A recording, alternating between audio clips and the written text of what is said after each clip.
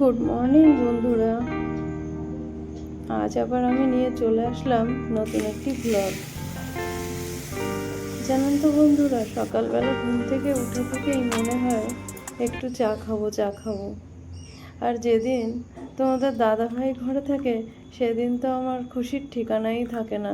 সকাল থেকে কোনো কাজকর্ম করার আগে থেকেই মনে হয় যেন কতক্ষণে আমি একটা সুন্দর ব্রেকফাস্ট বানাবো আর কতক্ষণে এক কাপ চা নিয়ে দুজন বসবো। দুজনের জন্য 2 কাপ চা বানিয়ে নিয়ে বসে একটু কথা বলতে বলতে আমার চা খেতে কিন্তু বেশ ভালো লাগে। তোমাদের কার কার ভালো লাগে অবশ্যই কিন্তু বলো। আমার তো বেশ ভালো লাগে, যেন পুরো কাজের পুরো দিনের এনার্জিটা আমি ফিরে পাই। তো চলো বন্ধুরা, আজ আমি কি ব্রেকফাস্ট বানাচ্ছি সেটাই দেখে নেওয়া যাক। তো প্রথমেই আমি কড়াইয়ে একটু সাদা তেল দিয়ে এরপর সর্ষে আমি ফোড়ন দিয়ে দিলাম। তো একটা শুকনো লঙ্কাও আমি ছিঁড়ে দিয়ে দিলাম। আজ আমি বানাবো পোহা, ঝাল পোহা বানাবো। তো আমি পেঁয়াজ কুচি লঙ্কা কুচিও দিয়ে দিলাম। এভাবে কিন্তু আমার সকালবেলা পোহা খেতে সুন্দর লাগে, খুব ভালো লাগে।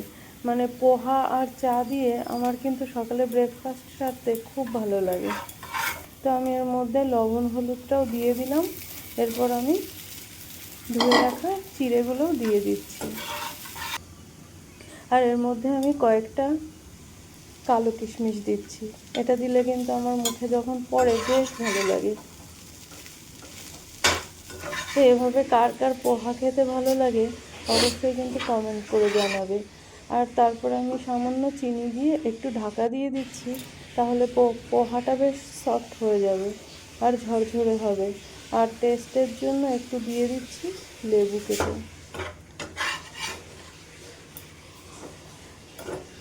এরপর আমরা একটু নাড়াচাড়া করে নিয়ে সামান্য আমি ঘি ছড়িয়ে দেবো।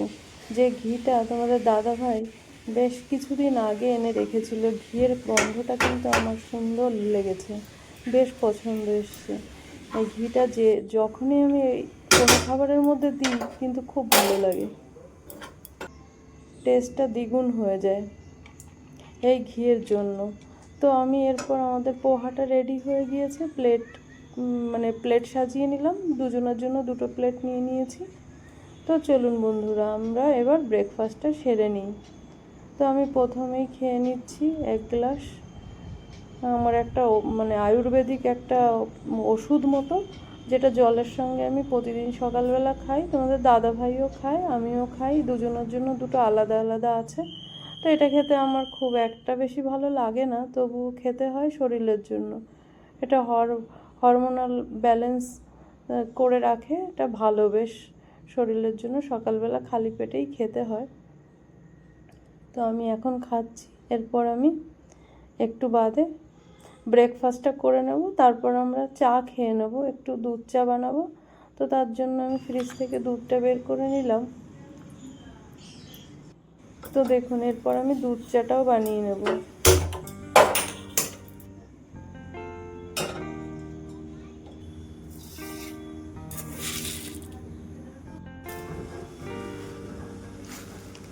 তো আমার চায়ের ডাব্বা, চা পাতার ডাব্বাতে আমার চা পাতাটা একটু খালি হয়ে এসেছিল, সেটাকে আমি পুরো ফিল করে নিলাম।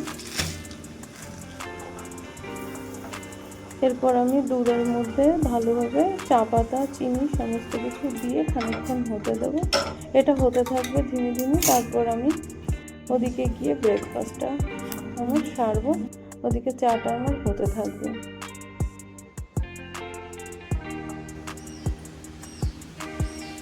তো আমার চাটা বেশ ভালোভাবে ঝিমি ঝিমি করে হচ্ছে। এভাবে কিন্তু চাটা বেশ কড়ক তৈরি হয়, আর যেটা খেলে কিন্তু সারাদিনের এনার্জি আমি ফিরে পাই।